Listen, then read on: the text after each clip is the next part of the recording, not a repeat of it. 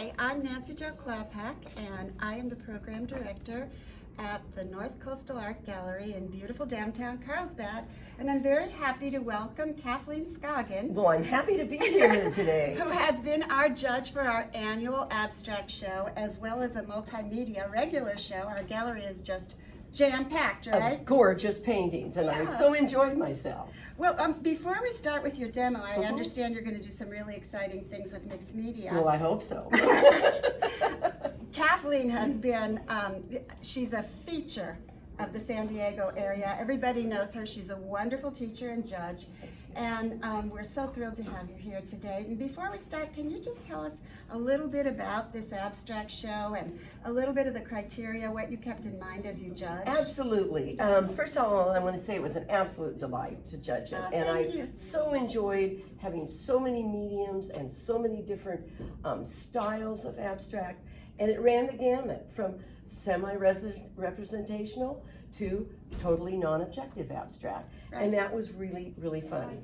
When I go into judge a show, I like to look overall, get a feel for it. But what I'm really looking for, which helps me a lot, both in my painting and my judging, is composition and design. I want a strong painting that's going to jump out at you as you walk across the room, as you walk into the room. Everyone wants their painting to shine and be the first one everybody looks at. So I look for a very strong painting. And what's important for me is division of space on your page. And I'll talk about that a little more during my demo. Good. And that's really important to me because it's real estate, and real estate's expensive, so you want to use it all.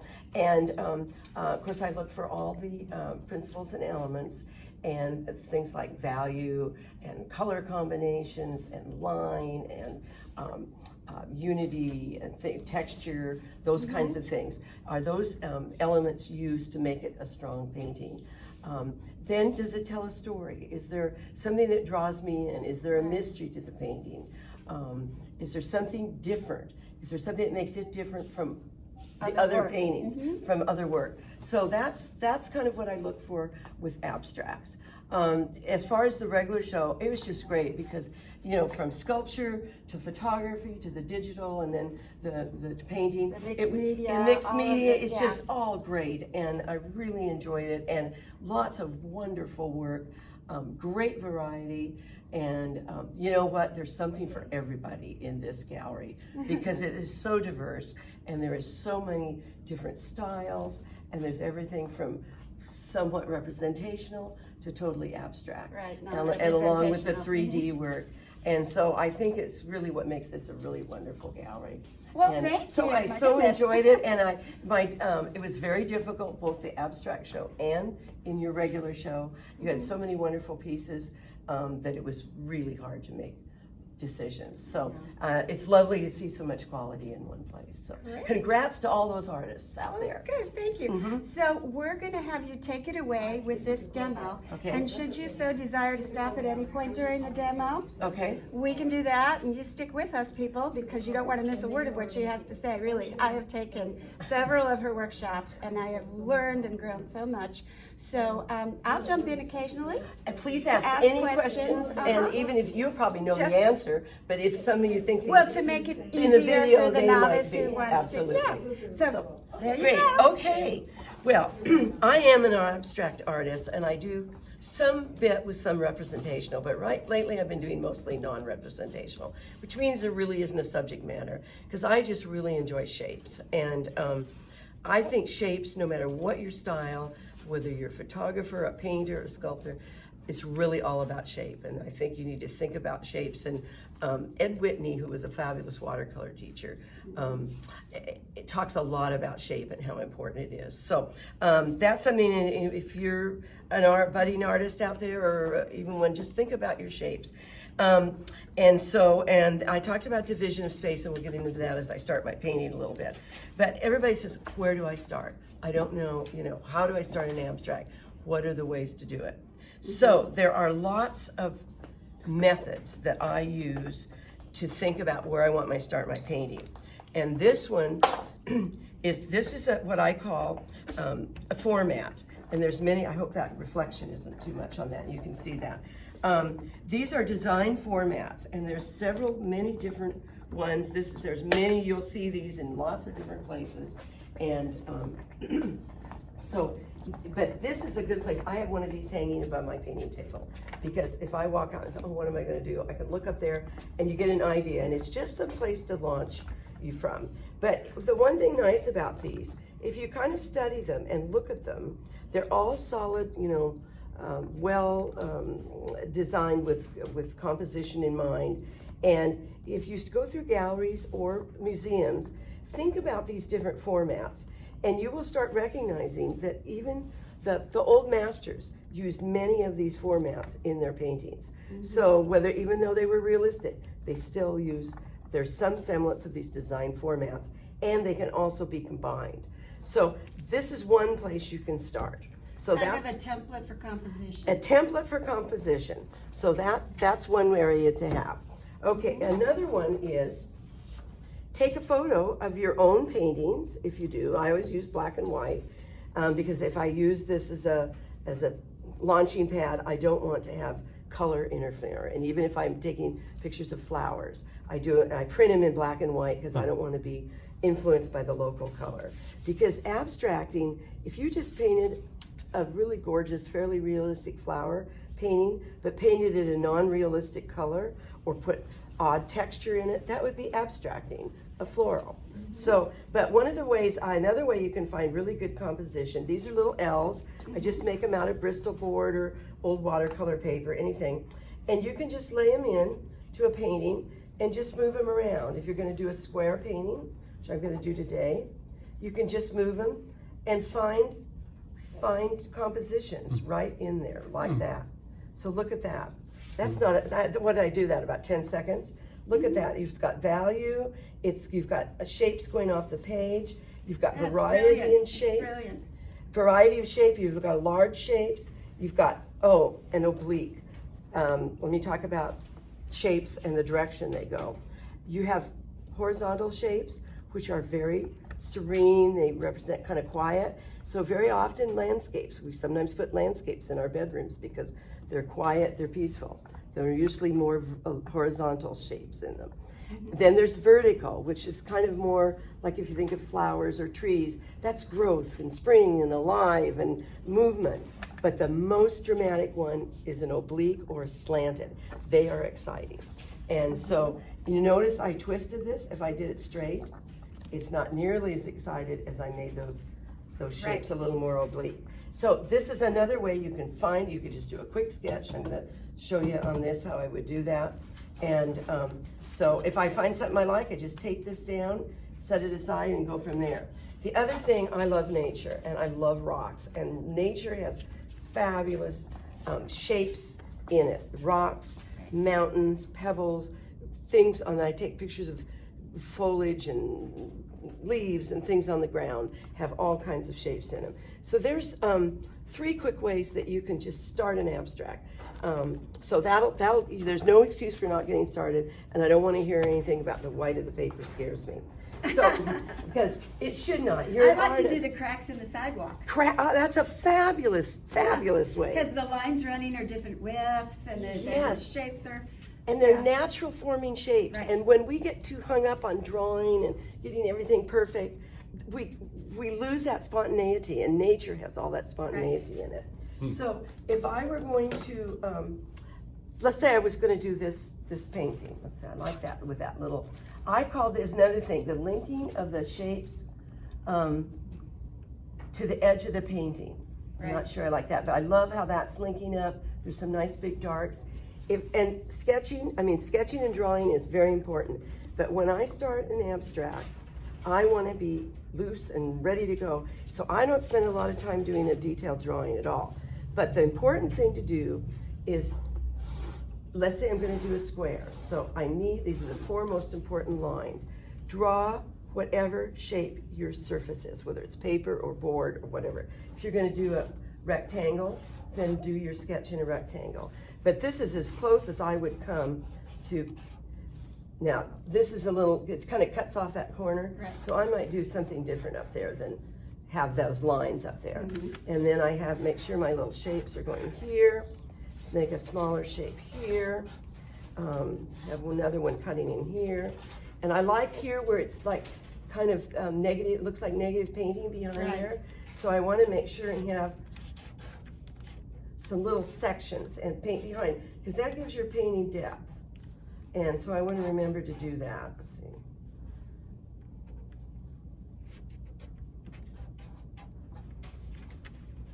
Okay, let's be like this. Okay, so you can see each one of my corners is different. Think about shape, size, large, medium, and small. Think about where you might want your center of interest. It just sort of naturally appeared down here, and I would develop it as I'm going along. But that is as much time as I spend on a drawing to get ready. And if there's something that turns out, I keep these. I put them in a book. I just get a couple pieces of cardboard and rings, and I just keep these. This is butcher paper. You can buy it at Smart and Final in a roll. And if it's a lot too much for you, you get a buddy and share it. So it's really good, and it's just great. And the other beautiful part of it, it kind of works like tracing paper too. See, you could see the shapes behind there. I did want to mention one thing, another good important characteristic of a good shape. Notice now that's a straight line, but notice I made these little, it's called incidents at the edges. Interesting shapes have interesting at the edges, and then they have these little guys, which are called captured negatives. Yeah. So let's say we had dark back here and dark back here. Then it looks like you're looking through this shape to see what's behind it. But today, after all my little chitter chatter about finding a design, I'm going to start with no design at all in mind. And this is the one I probably do 90% of, and I just love to do this because you just play. And I think that's the most important thing about abstract art, is to have fun, let it develop, let the painting speak to you, and go from there. I'm a water media person. I started out in watercolor, and there's nothing I love more than traditional watercolor. And I do watercolor abstracts, and I paint plein air and do some realistic things. I also work in acrylic, but what I really love is adding mixed media to both my watercolors and acrylic. It just adds all these other new dimensions to it. So, I love these little square, this is paper, and it's a 16 by 16 square, and I matted out with a 3-inch square, and it comes matted in frame 22 by 22, and it makes a wonderful, nice squares, a real modern shape to have your paintings in. So I've been doing a lot on this, and they're not so big, you can get them done pretty quick. So, start out, I have a multitude of, I'll just go through them as I use them, I think, rather than trying to go through them all at once now. So I'm gonna just start out with some pencils. This happens to be called a Jerry's Artorama. It's just a brown pencil. This happens to be sepia. And I'm just gonna do some stuff. I'm not even gonna worry. I'm not some texture. I'm just being spontaneous, okay? I'm not worried about anything. And I'm just gonna put everything once I use, I'm gonna put it over here. I love charcoal. Oh, before you start all this, think about color, because color is one of the really important elements. And if you want your paintings to hold together, use an analogous color scheme. And that means, I'm sorry I did not bring a color wheel, but they are colors neighbors to each other on the wheel. And we are artists, we love color, that's why we're artists, and especially with a watercolor palette. When you have all of them right in front of you, you want to dip and use every single one. If you want a painting with unity, which is one of the principles, you use an analogous color scheme, and you almost cannot have your painting hold together. And if you see analogous ones on the wall versus ones with multi colors from all over the wheel, your eye will just, there's something about, I think there's more unity, and you're just drawn to that. Then if you want to add a complement, which is opposite that group or family of analogous colors, to add a little zippity-doo-dah to the painting, I usually come in at the end and do a glazing or paint in some shapes or collage in a color to add a complement. So one thing I do that's kind of planning is figure out what your color scheme is going to be. Now, if you can probably see, I have a bunch of neutral paints here. I'm going to do more of what I call a value painting with all neutral. I love neutrals. I'm going to do a lot of black and white and add some color into it, even though you do. And so that I want to have really strong values in this painting because I'm not going to have strong colors. If you do a strong color painting, that will stand on its own and you don't need to have so many strong values. But with a neutral, you need to have strong values. So with that, I'm going to keep adding some more mixed media. This is vine charcoal, which is just wonderful because vine charcoal smears. Now, if I was doing a brilliant pure color painting, I would not put the charcoal because it will smear as soon as I get this wet, and it will make it into a neutral color because I'm adding gray or black to it. So, but because I'm not worried about it, I'm going to put some charcoal in here. Let's just put a few little. See, it's so fun. And I'm just not even worrying about where it's going or what it's going to be. And let's get a little ink in here too. This is just a pen. So you just are activating the surface. I'm just having fun, and it's like an athlete. You know, they don't start running a marathon without stretching and warming up. This is a bit of a warm up. Even drawing on that butcher paper, I consider a bit of a warm up. Now, all these wonderful things, and what's really fun, those of you that work in watercolor, a lot of these things will react differently with watercolor than they do with acrylic. For example, I'm going to pick up, this is an oil pastel. I just get the ones at Michael's with a 40% discount. Yeah. And they work just fine because you're covering so many layers with acrylic. But what's wonderful about these, when you do this on your surface and then put juicy watercolor over it, yeah, it resists. And so these lines that I put in will show through. I'm going to put a little more geometric lines. I'm more of an organic painter, but some geometric lines will add a little structure. So I wanted to mix it up a little bit. And because this is kind of a neutral brown color, and I'm just using a variety of things to show you. This is called art graph. It's best explained, those of you that have ever done any sewing, like tailor's chalk.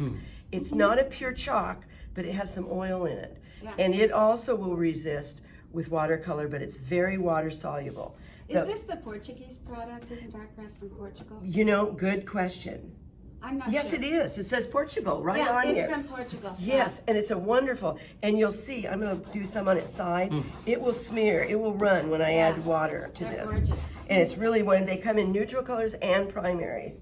One thing I wanted to add about the oil pastel, it will not run, even with watercolor or acrylic on it. So it stays where what you put it. This will run, and you'll see how that does. Okay. Oh, this is kind of fun. This is just graphite. And my last class I did, I had them gesso a paper black and have them do paint. They had to bring in light colors to paint on black. And this, I was playing and I used this graphite, and it was really it just was shiny on the black gesso paper. Well, let me ask this question then, so people know for sure. Sure. Have you gessoed this watercolor? No. No. And is this 140 or what's the weight of this? It's 140. Okay. I don't gesso because gesso is just acrylic, and I'm going to put acrylic on anyway. And I'll make a confession, I don't gesso my canvases. If it's a board, I gesso it because I like a white surface. But I've started just on a board color too. So, because I paint on board, canvas, and paper with acrylic. Right.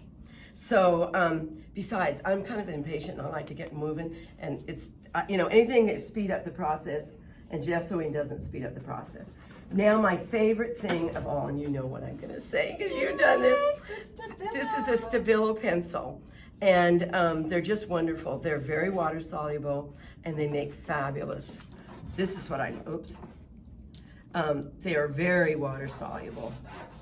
And they're wonderful to come at any stage, but look how beautiful that is when you put a little water to it, and they're just really gorgeous. I'm just going to get the majority of this off. And yet you still have the underlying lines. Look at that. It's almost the start of a painting right now. Yeah. And so I'm going to put a little bit of that on. I always carry two. Oh, wait.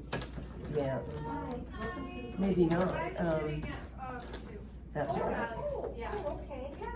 So anyway, they're good also to come in at the end of a painting if you want to do some line work, and then you can just take a brush and just show you. I'll kind of show you at the end if we can. Okay. All right, so that's enough mixed media for now. We'll come in with some. This is called. This is also made by Stabilo, and this is called a woody. They're like big water soluble crayons. So I'm going to do a little bit more here. Okay. That's kind of it's kind of a gold. I thought that might be fun to add in. Okay. Beautiful. So now we're going to start laying on paint. And it's really important about color theory. If you start out with a color and you put the pure color on, it will be the pure color. If you add white to it, it will be a tint. If you add black and white or gray to it, it will be a tone, which will be more of an opaque, as the tint is, except in watercolor. If you add just watercolor, then that also makes a tint. And it will make it more opaque and more of a neutral. And then if you add just black to it, it makes a shade. And that's a good way to get your darks. So I'm gonna just start getting some paint on here. I use white gesso and black gesso for my black and white. I do have some heavy body white in case I need to really cover something up in a painting. But at this stage, because for the main reason, it's cheaper than paint. I mean, it's cheaper than buying it in the tube. So we've always got to save money as starving artists. So I'm just gonna squeeze some white on and see what happens. I like to buy these at like the dollar store. They're just like what you put ketchup, and you can get them at you can get them at Michael's with the to put cake stuff in too, and they're cake decorating spot. And I like to kind of stay away from brushes for a while. So nothing's better than a hotel room key or an old credit card. And so this is a good way to start moving paint around on your paper.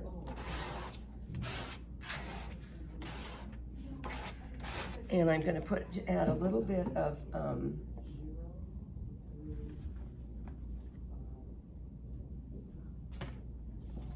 this is called yellow oxide. I think I have a yellow ochre here too, kind of the same. I'm going to just spray and get this a little bit. I'm just going to start getting a little color. Even though I'm doing a neutral painting, I still want there to be this is a heavy bodied acrylic. So I added a little water to it to get it so I can get it in here and get some paint in here. You still need to worry about the temperature of your painting. You don't just want black and white, because you want it, even if you're doing a very dark in a painting, you want it to have some feeling of different colors in it. Mm-hmm. And so that's really important. And I see you're just using a chip brush, a large, what is that, 1.5 inches? Yes, the larger the brush, the better off you're going to be. This is a wonderful Robert Simmons Skyflow. And this is what I use for my wash brush when I watercolor. But this poor guy's been with me a long time. I thought it was an old chip brush from the hardware store. No, but I have those, and I'll talk about those. Yeah. No, this is a Skyflow, but it had many years in the watercolor, so it got moved to the acrylic bucket, the acrylic bucket. So if you're not gonna use it for a while, I just dunk it in a little water, because if the acrylic dries on your brush, it will just turn into solid. If that happens, the magic formula is 1/3, mix up a solution of 1/3 Murphy's oil, 1/3 water, and 1/3 alcohol, and get 91% if you can. And if you get a brush that dries out with dried acrylic on it, put it in that overnight, and it'll be soft in the morning. Then you'll have to wash it. It does work. Mine longer than overnight. Yeah, it depends how bad it is. But it does work. Yep. But it's better to not do it in the beginning. So I'm going to use just a little. These are kind of fun. They're called shades of gray, and it happens to be 12 shades of gray, and they're all neutral. And that is the brand name. If you Google them, if you want to buy them, this is called green gray, this is yellow gray, and this is blue gray. See, I'm thinking, I got yellow in there. What's the complement of yellow? It's blue. Mm-hmm. So when I put my paintings to bring today, I thought I better have a cool color to add to this. I also have a little turquoise I may glaze over. But these are really fun because you got the instant fabulous colors. Because you want, even though you're doing it, see, I'm just putting it right on the painting and go back to the credit card. So smear it around. Now, I've got a lot of, I can make lines through it when I take the edge of the credit card, shove it a different direction. Now, edges. Those are really important, whether you're doing abstract or representational. And we want variety in our work. That's what makes paintings interesting. And so you want some hard edges and you want some soft edges. So how do you get soft edges? There's a couple ways. And I use the same techniques both in acrylic and watercolor. This is just paper towel. And I wet it a little bit, and I'm just gonna move this paint around and look at those lovely soft. You want some quiet places in your painting.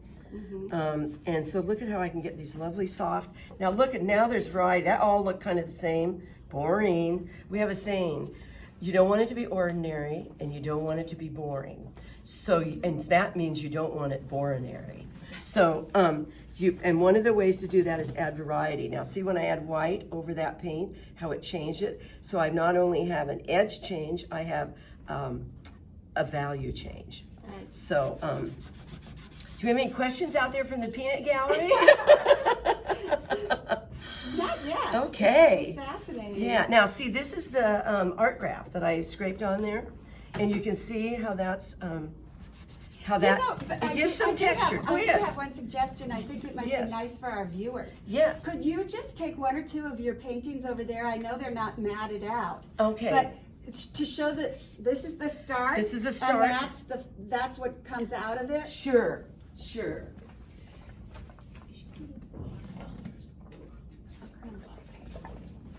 I'm sorry to show these, well, I'm not gonna show them without a map. I never show them without a map. Can I help you by holding it? No, do you want to just lay it here? This is called a working mat, and you can tell, for you guys, I gessoed it this morning and put it out in the sun. It had Nice. paint all over it. You can see, look at the rugged edge. I don't care. But when you lay a painting down, but then look what happens when you put a mat on it. Right. And I have a rule, if you come to my house and you're looking through my bin of painting, I don't let you see it. But even if I pull an old grungy mat out. This was a painting, I had paint left over in my palette like this. At the end of a painting session, I grabbed these come in pads, these Right. 16 by Yeah. 16, you get them on Amazon. I just pulled out one, went, set it out, used up my paint, and then I came back to this, add some other colors, and worked on that. And it grew from there. And it grew from there. This one was started. Yeah, that's a nice neutral. Here's a neutral. I brought this because it is what I call a value neutral painting. I use rocks. Remember we had a photo of rocks? Yeah. These are, and this is my division. This is called a 1/3, 2/3 composition. And so there's that dark shape up at the top, and it's not exactly 1/3, but it's like 1/4 versus 3/4, but you know, I'm not a mathematician. But and so that's how that came out. And then this one was started exactly the way I started this one today, just throwing down paint. And so that's, you just have to start making something out of them, and I'll show you how that happens as we progress through the painting. Well, So, good. I think that's was that helpful helpful? to see that you're not just There's blind. There's going to be much more thought that goes into it as time goes by. Because I used a credit card, I had all those hard edges, so I Yep. wanted soft edges. You got to think about what makes a painting Variety. good. Variety and what makes it good. Differences. And it's okay to break through some of these. Well, see, it's getting acrylic dries very quickly. Well, it's a warmish day. Yeah. So, but there's plenty of line on there.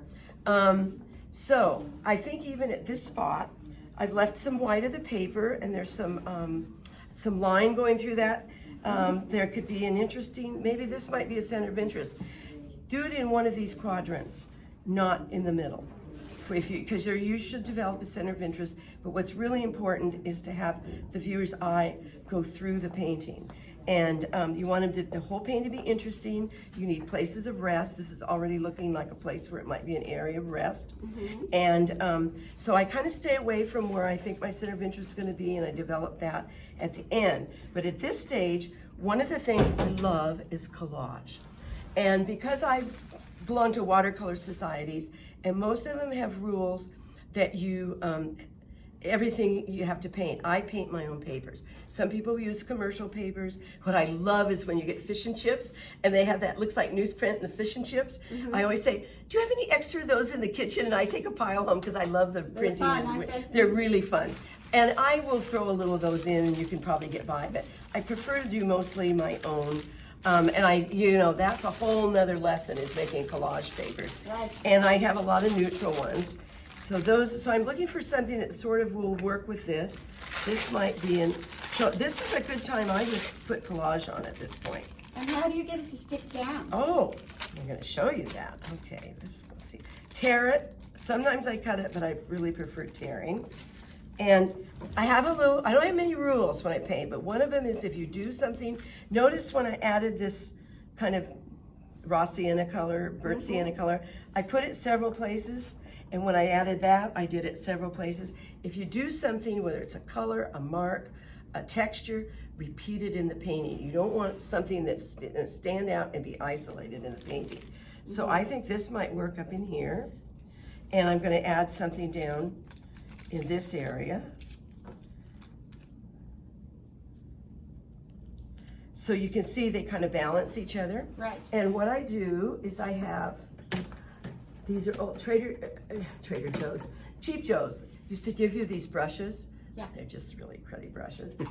You can use anything to glue it down. I brought, this happens to be gloss medium because it came in a little jar, and I didn't like, because I have a big jar of matte medium, but I have been known to use Elmer's glue. So if anything that sticks. If you're putting something heavier down, like let's say you had something like, you wanted to do more of a 3D and you wanted to put something like cardboard down, I use Yes Glue because it's a thick glue and it will hold these heavier pieces down. So, but for this, I'm just gonna do it. And so I just squirt some on where I'm gonna do it. And then I put a little bit on the back of this. And then I don't worry about it. And I just glue it down right while I'm painting. And if it's wet paint, it's, because this is acrylic medium, it's just clear. Right. It will be glossy. So it's gonna make it glossy. And it does stick. And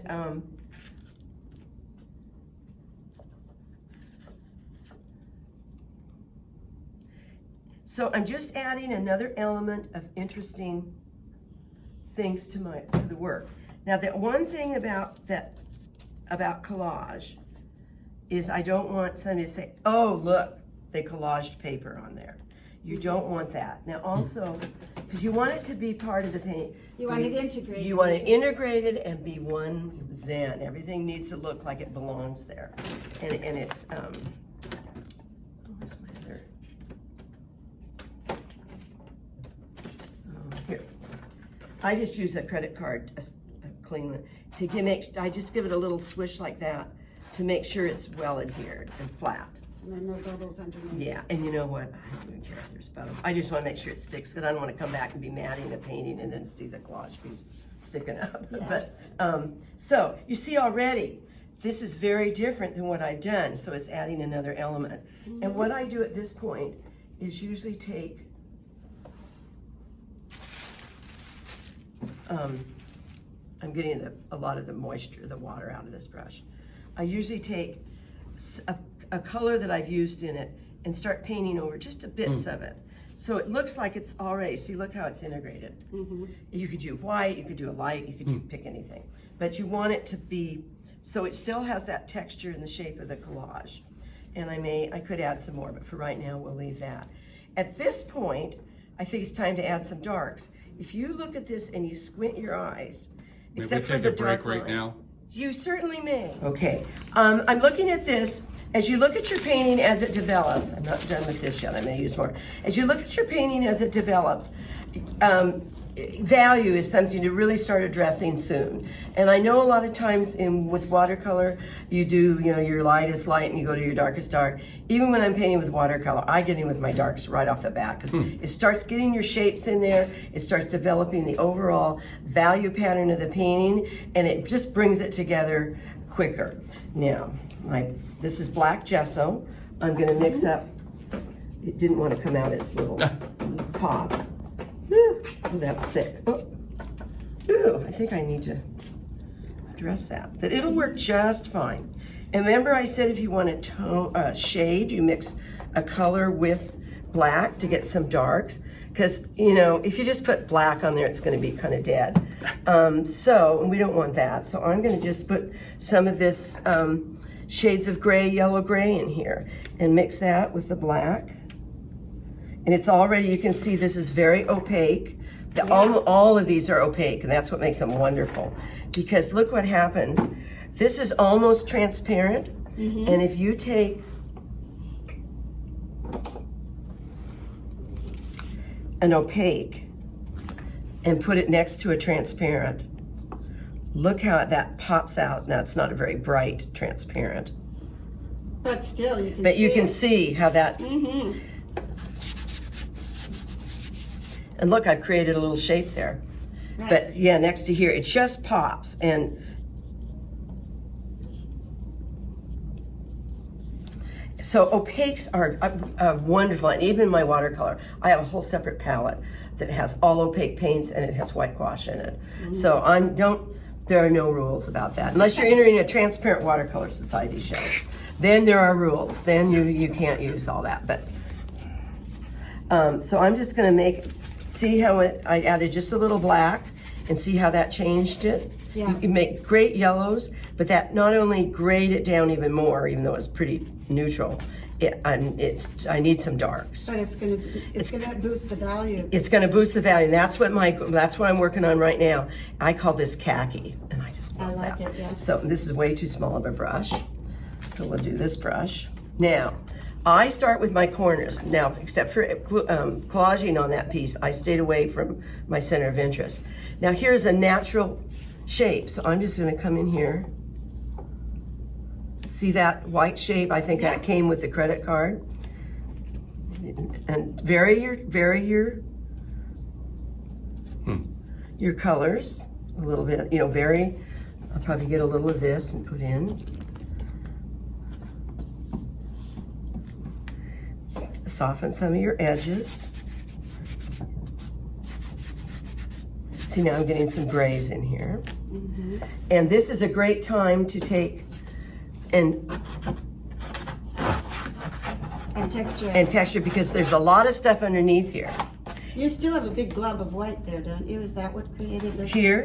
No, up in this corner here. Yeah. Yeah, and over here, yeah. I just leave it. And then the beauty of this, if I wanted to come in, because I did that scraping very spontaneously, and those of you that do watercolor, negative painting is everything.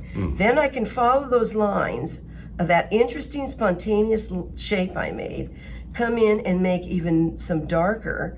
So now I've got 3 levels of value going on in here. Right. See how that works? See how interesting that? Well, hopefully it's interesting because that's what you want. Yeah, no, it is. So you take all this stuff that was just helter-skelter lines first. I know this is slippery, isn't it? Yeah, I'm catching it. And I try not to paint too much because I don't want it to look painted. Just add a bit of this and another little scrapey scrape. And don't mess too much in one. I like things coming off the edges. It's called linking. See, now that's already kind of an interesting area up there, but it's so different. So now I got to get some in other areas. So you can see a lot of that initial stuff I put on, those initial lines and scribbles and stuff, they will get covered. Don't worry, don't fall in love with your babies. Things will get covered, but you know, that's life. Things come and they go, and you just enjoy them while they're there. And the other thing to think about when you are, because I'm going to have my interest here, but I always develop my center of interest at the very end. But you want all your shapes to direct the viewer's eye to that. So I'm going to come under here and make a shape and try and point the viewer's vision. See how that shape is? You've got a light against a dark, and it's a oblique, it's a curved edge, and that always adds excitement. And it's directing you right. And it's directing right where I want you to look. Yeah. So I saw that and I thought, okay, I'm going to develop it while I'm thinking about it. This is going to be more my quiet area down here. So, and it's okay to just smear stuff around. Don't feel like you used to use a brush all the time. In fact, usually your paintings will be more interesting if you don't. Use a little more dark down here. It doesn't have to be the same degree of darkness in every corner. I go with my corners first because I think if they automatically get you in. Now notice I left that a lighter area there. That's a link to the edge. And some people would say, oh, but your eye will go out. No, that's bringing your eye in. And notice it's kind of going that direction. So.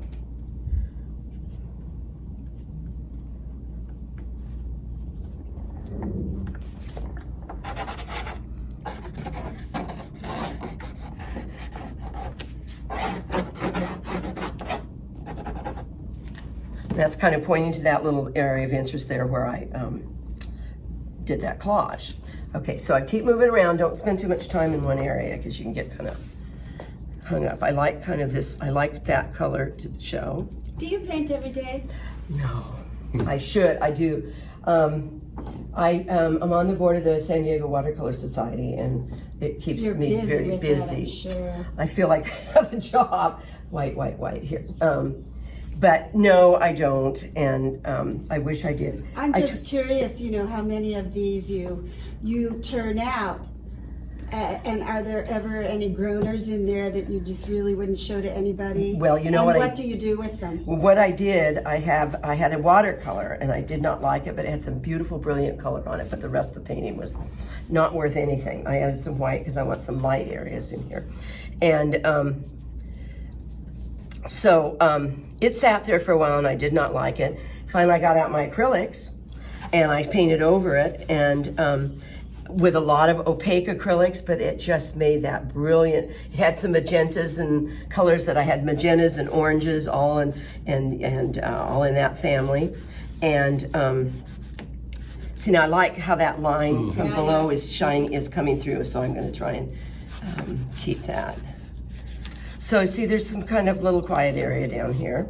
Right. And you can take away, add in, painting is all about adding and subtracting. I took away, and there's what was under there with some of my initial mark making. So it's a quiet area, but it still needs to be interesting. Every bit of this needs to be interesting. So, and I called the painting Change of Heart. And it's, I think I sold it.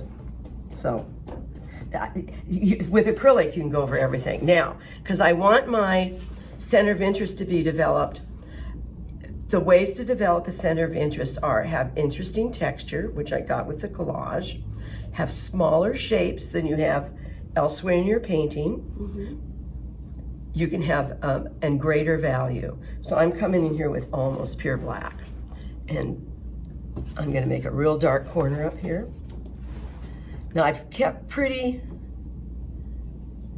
remember our incidents at the edges?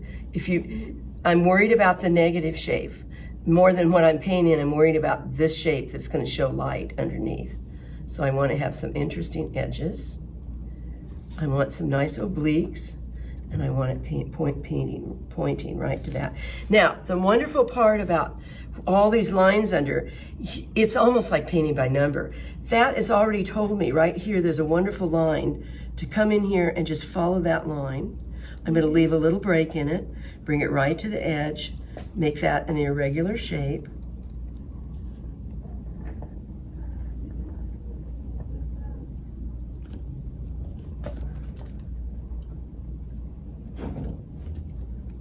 And I'm gonna just, all hard edges, so I'm gonna make some of these soft. Oh, I'm gonna show you my other little tool to do that too. This is almost like a little shadow underneath this shape. And when you pull out a black onto some light, and see, I've been working this paint, some of it's still wet, like you said, there's globs of my paint. So now that's not a very good shape. I don't like that little bulbous thing there, but we'll fix that. But you can see already how this painting is starting to have some structure to it because I went from the edges and the corners and everything was pretty intentionally going in. Let me ask Yep, you something. Certainly. Do you always work with one orientation, or do you turn your painting around and alternate? Or I took from a very good teacher, Joan Fullerton. She turns it every time. yeah, About every 5 minutes or 10 minutes she turns it. I tend to get stuck and I just leave it. But I will turn it when I get closer to the end and then figure out what part isn't working. yeah. Obviously this isn't working. Would down you here. turn it to the camera? Just Sure. rotate it, just so Yes. they get an idea of the other way? Right. Yeah, that's great. Okay. Thank you. Well, I remember also something very useful you taught me quite a while ago. You actually remembered something I taught No, you. come on, Not that you stop would that. remember, but it was No. worth remembering. No, absolutely. That you said, okay, when you think you're done and you've looked at the different orientations, etc., and examined it for anything that might need to be, done to the painting to make it better. How can you improve it? Then you might want to take a black and white photo. Yes, excellent. Can you talk about that process? Yes, you just take it with your eye, with your phone, which is the easiest way. Even for shows, if I'm entering any show, I take the photos with my iPhone. I go out in a bright day, but in a shaded area. Right. And the colors seem to work pretty good there. That's so black up there, I had to put something else in there, and because it was just too black. So Because I want it alive. The purpose being, once you have that black and white photo, you're not distracted by color. No. Or any of your babies you want. You love. You yeah. just see value and shapes. Right. And line. You'll see dark line if you have it. Okay. Notice I came in, there was it's still too busy for me, believe it or not. So I'm going to put get a little of this tan. See, I just start mixing everything up in here. And then I'm going to glaze over this and that's another way of knocking back things, is glazing. See, now that babies, remember I talked about that. Right. And Yeah, it's but for just- the good of the painting, sometimes you have to kill your baby. you have to kill those babies. Yeah. Yeah.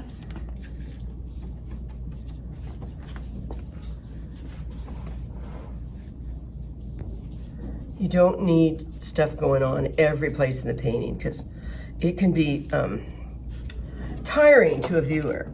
They like resting space. Notice that every stroke I make is pointing towards the.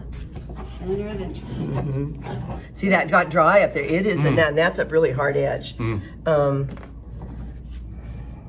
it's okay to come in even at this point with a pencil or Do some some type of another marking. implement to add another dimension to it. See, I Do got to you fix that shape. Yeah. You're showing us several pieces here about the same size. Do you typically work at this size?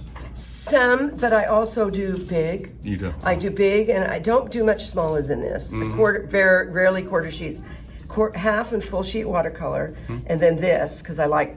Yeah. I don't like that point. Yeah, I go bigger rather than smaller, just because I like to work big.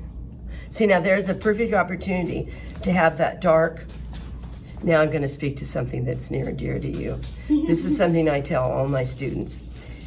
Notice I have that shape there that's kind of that gray, and this was kind of a nice natural shape. It's kind of leading into the thing, and I have a little saying, and this really applies to if you're doing more realistic. If a little gray rabbit is hippity hoppity and he runs behind a tree, he's going to be gray on the other side. So just pretend like this was a tree and the little gray rabbit, he's going to be the same on the other side. And what that does is the eye says, oh, this shape is in front of another gray shape behind it, and it reads. If I put like a real dark here or didn't have anything here, this would just be sort of lost. It stops. So, so I'm gonna soften this edge a little bit. It's driving me nuts. So the beauty of, and I do this with with watercolor, is come back in. Here's another good place to do a little bit of, come in underneath and just make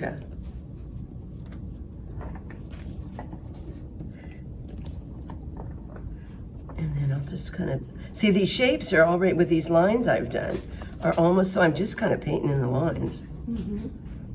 Just kind of following the ones that look somewhat decent. Now, there's no dark, I need some darks in there. You want, I always like to say I want my lights and my darks dancing through the painting, but they're also leading you through the painting. I'm gonna leave that little speck of white there. So let's get some darks kind of up here, getting close to the,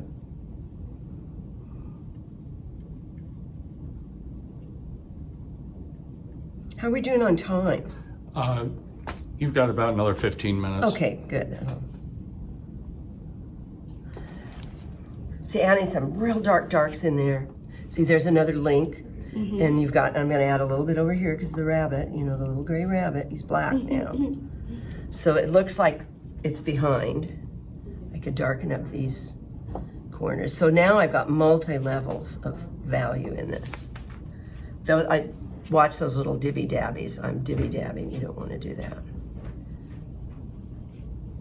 Well, I also remember one of your workshops you mentioned that every corner has to be different. Yes, different size. Different size, different shape. Yeah, you watch your corner. If you get your corners, the rest of it's pretty easy, really. Now I'm gonna just do some work here to keep pointing you up in this direction. And some darks. And I'm gonna soften this edge a little bit.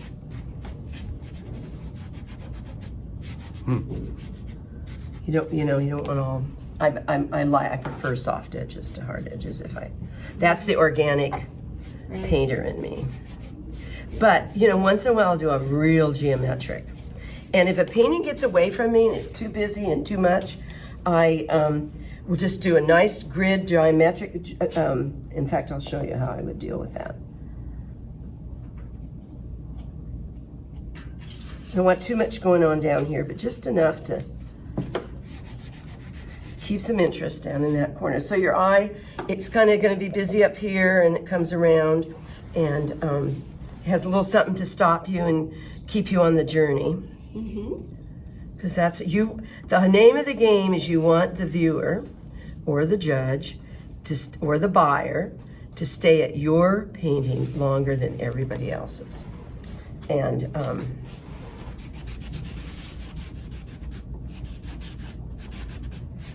now, I talked about, this would be a time, probably at this stage, where I would maybe just throw the working mat on it, go pour a glass of wine, and see, there's that graphite. Scratch, yeah, it's kind of makes it, and maybe take a look at it. But well, let's do that. Let's put the working mat on it. And just take a look, because at this stage you got to be careful that you don't do too much, just overwork, get too much of the same. I've gotten a lot of black on here, and I'll show you what I'll do with that. So you can see this is a kind of an unyieldy shape here. I'm okay with this up here. Maybe soften those a little bit. But it's all gold in there. So what I want to do is add a little bit. It's all warm and darks. So we need to add a little bit of a cool color to it. And another thing that's really fun, I'm going to do that, but I want to show you one other thing. Don't be afraid when you're making your collage papers, here's the one I'm looking at, to do white. Because, here it is. White? Yeah, this is just white. I just took a brush with gesso and just, so you can see, but look what happens. If I feel like I have an area that's too dark, you knock it back with that. you could just collage this on.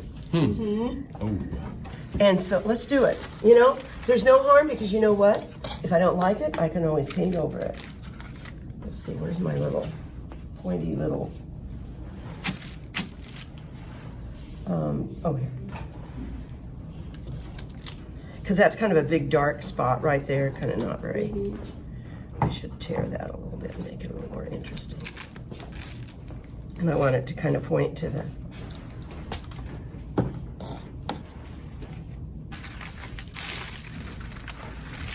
where's my, oh, crept up underneath that. See, it adds a whole different effect. It adds a light shape, Right. but look how different it is now because we did it. Now you have to put it somewhere else. You got it. You are a good student. Good student. Because you can't have something they just all need, there needs to be unity in a painting. And see, and it just breaks up some of that. That's really fascinating. So it makes it like a frosted. Totally different than that from there. I like that. So when you're making your collage papers, and see I made white designs. White on white. Yeah, so don't That's forget to do encouraging, white as well as dark. So it adds another, and I'm gonna I'm sorry I keep moving this paper, so you're probably having to readjust the camera. There. So now it looks integrated in it. Now another technique, if you're getting too much dark and you wanna just add a little zip to it, a brayer is a great way to, I mean, like we haven't added enough things. A brayer is a great way to add paint to a painting. I use a brayer a lot when I've got this kind of dark, getting dark. And so to just get a little light in it, and it's a very interesting the way it goes down. It's just a hard brayer.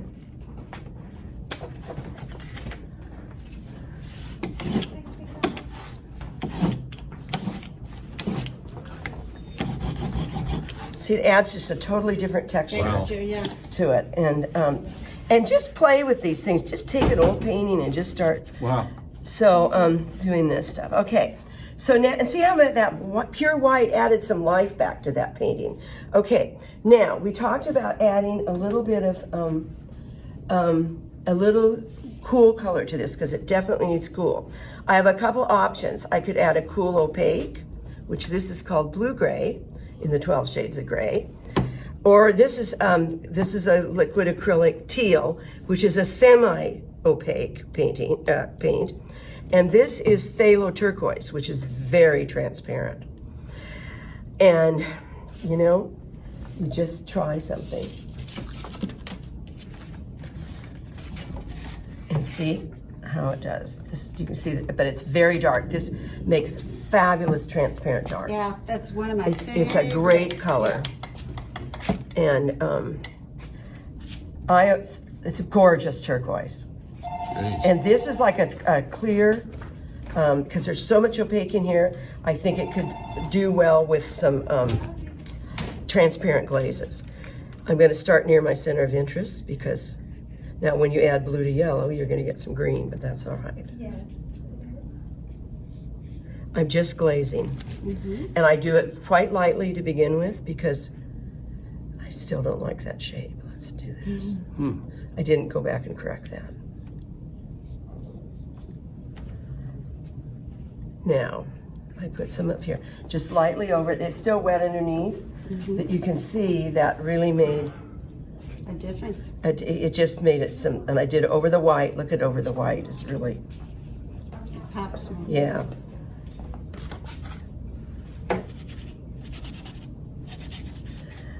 Amazing what a little bit of blue in there did. Well, it turned kind of green, but that's all right. Let's just put a little brighter turquoise in up here, just for fun. So I'm probably at 10 minutes out, aren't I? I'll do that. Yeah. Because this is the center of interest. I'm gonna get some more intense. And I even do over black, because then it makes, you can go right over opaque colors, you can go over darks. Glazing over, see what it did over the black? Yeah, it's very It made it took away just that dead black. Now I have a little harder edges up here because your eye will go to the harder edges. And I better get a little of this down here.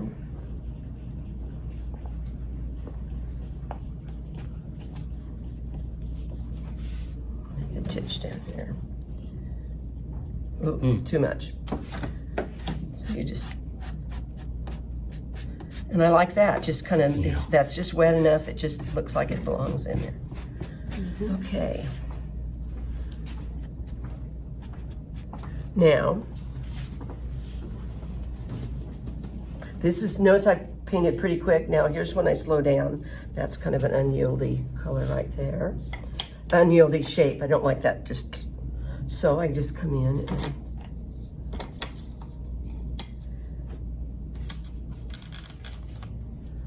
just change it up so it doesn't look like that big round shape.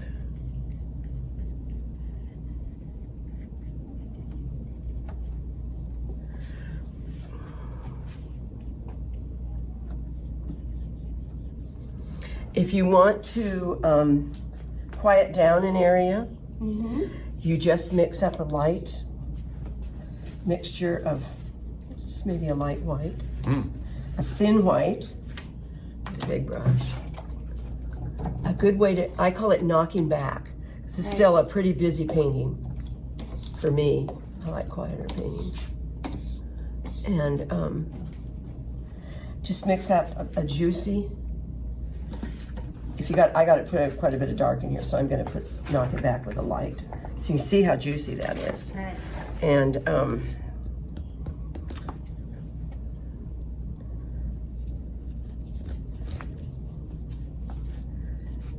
You're not worrying about whether it's dry or not yet?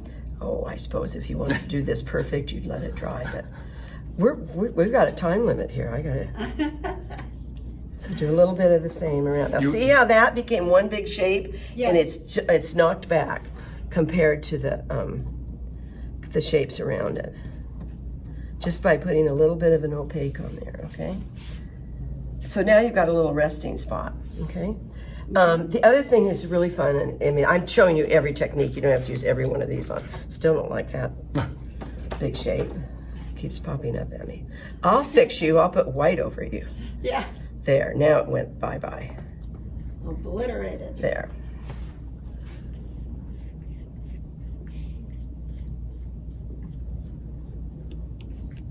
And you can always come in with something, and these are really great for.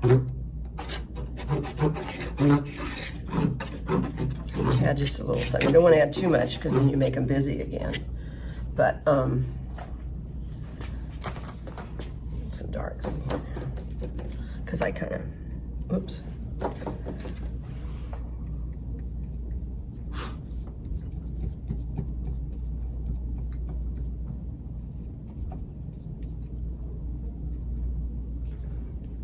Getting a little stronger darks right around this center of interest.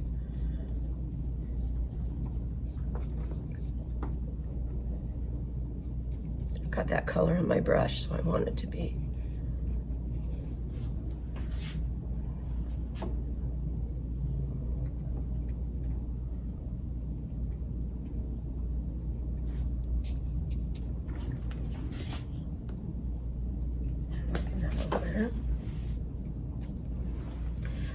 Oh, I was going to show you one more thing, which I like a lot, and then I'll finish it up and we'll be done. I'm picking another, going underneath a shape to keep a shape moving in towards the. I'm just kind of, it's like negative painting. And you just start popping out these shapes.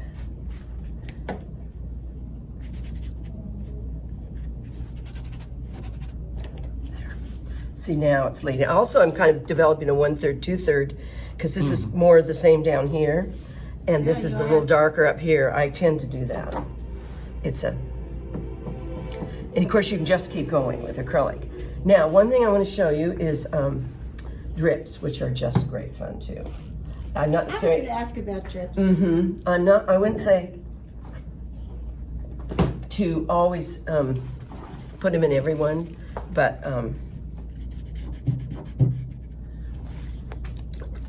This is white FW acrylic ink, and it works great for drips because it's very intense. Whatever color you get, this happens to be white, but for whatever color you get, it is very fluid but very intense pigment. So it's better than watering down like gesso, because by the time you get gesso thin enough, or even white, thick paint, thin enough to drip, it loses its intensity. it loses intensity and it won't even show up. So,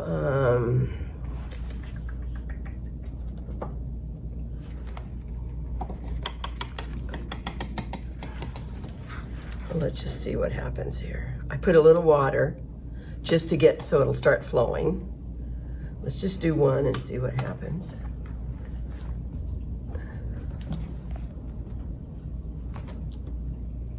It's a whole nother way of making a mark on the paper that's different than a brush or a credit card or, so let's do one coming in from here. So notice I'm not only also tilting it up and down, I'm tilting it to the side a little bit because I also want this to, to kind of point to my center of interest. You got to be careful because you get these little guys, but not to worry. Sorry, you probably can't see. I should do it this way. Yeah, right. Hold There it. we go. Oh, all right. Now I got to lay it down. And then anything you don't like, remember I said painting is just taking away and adding on. Because I don't want, so I've got a little bit of something different and I think I might do one, I should wait for it to dry. I might do one going this way too because I don't want them all vertical. I want some variety in my drips. Okay. But you're going to run it through your center of interest. It's kind of pointing to Yeah. it.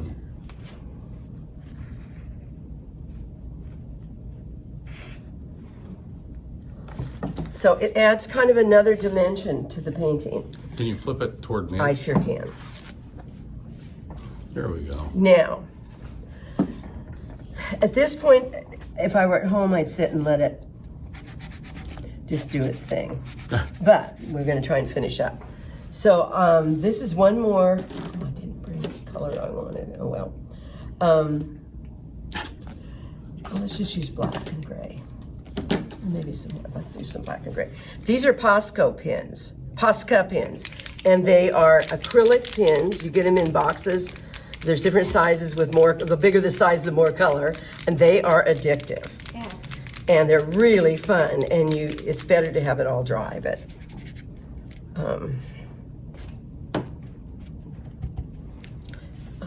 oh, one more thing I want to do too. It needs a little more texture down here. This is something I love to do. This is instant coffee, then I'll come in with Posca, then I'll be done.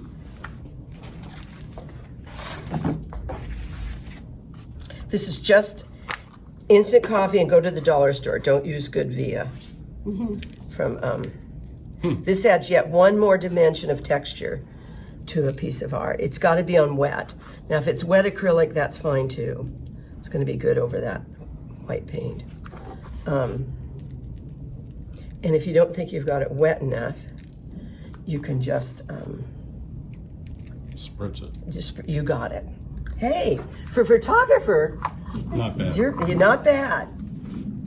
So you see that added just another little more, some unusual things.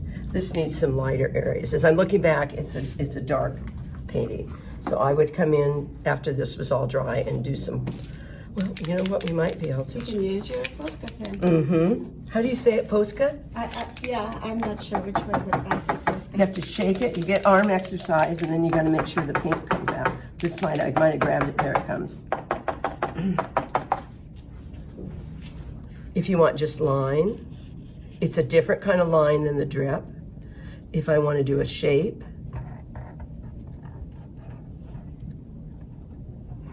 It's indelible, right? you mean it's It doesn't it's move at permanent? all. No, Permanent. I don't like a triangle. So I'm gonna get rid of that right away. And if it gets, now this is wet. Ideally, you'd want to wait till this painting was dry before you did this. Be sure you do, it's called off-register calligraphy. If you're going to do line, your impulses go along and follow that line right there, but go across shapes. So you don't want to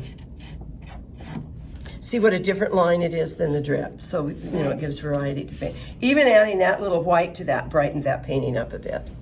I was kind of clean off the wet acrylic that I picked up. You would ideally wait till it was totally dry. And let's see, usually I have color. Let's do a little brown. Oh, this will liven it up. And you can see you've got all kinds of shapes in here. You can come in and just fill in some of these shapes that are already here.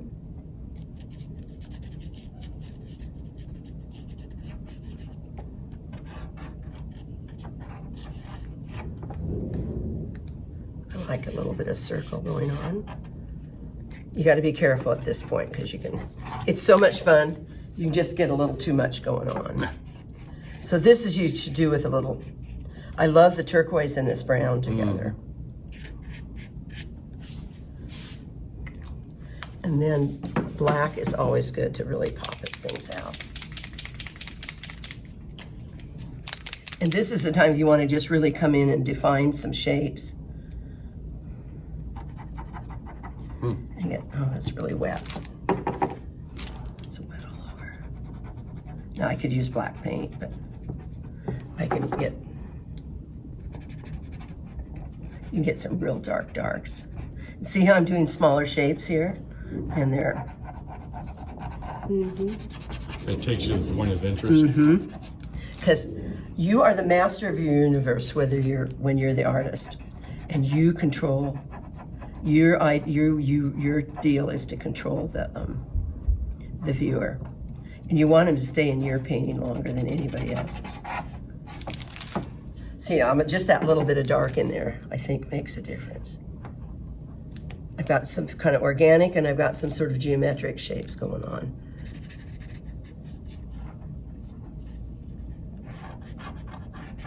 Just add a little. This is just fun. It's really wet down here. So you can get an idea how this don't like this. Just make a little darker black here, a little darker dark shape. So you can't help but look up there. Right. So with that,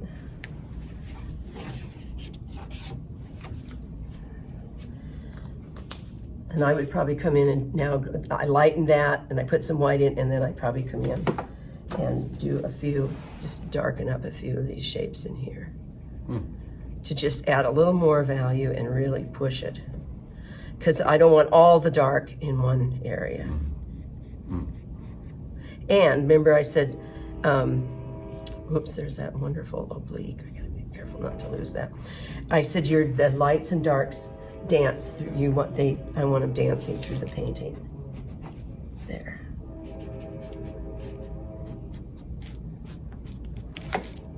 See, that just pushes it a little bit. And I probably darken some up here. So you can see how many layers I've done on this. And that's what's fun. Right.